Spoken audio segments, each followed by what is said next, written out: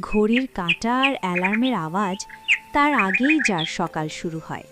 এক হাতে খুন্তি, অন্য হাতে সন্তানের ভবিষ্যৎ গড়ার দায়িত্ব। শাশুড়ি মায়ের অসুস্থতায় নিজের সবটুকু দিয়ে সেবা করাটাই যার ধর্ম। সারা দিন সংসারের চাকা ঘুরিয়ে চলে অবিরাম।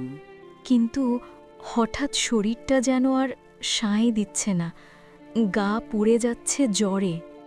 থার্মোমিটার বলছে 102 ডিগ্রি জ্বর। বিশ্রাম নেওয়া দরকার খুব, কিন্তু বিশ্রাম নেবে কখন? ঘড়ির কাঁটা যে থামেনি। সবার খাওয়ার সময় হয়ে গেছে। নিজের শরীরের কষ্ট লুকিয়ে আবার সেই আগুনের আঁচেই ফেরা, কারণ সে জানে সে থামলে পুরো সংসারটা থমকে যাবে। সবার পেট ভরল, সবাই খুশিতে ঘুমালো, শুধু তার খবর কেউ নিল না। সবার খেয়াল রাখতে রাখতে নিজের খেয়াল রাখার সময়টাই যে তার নেই।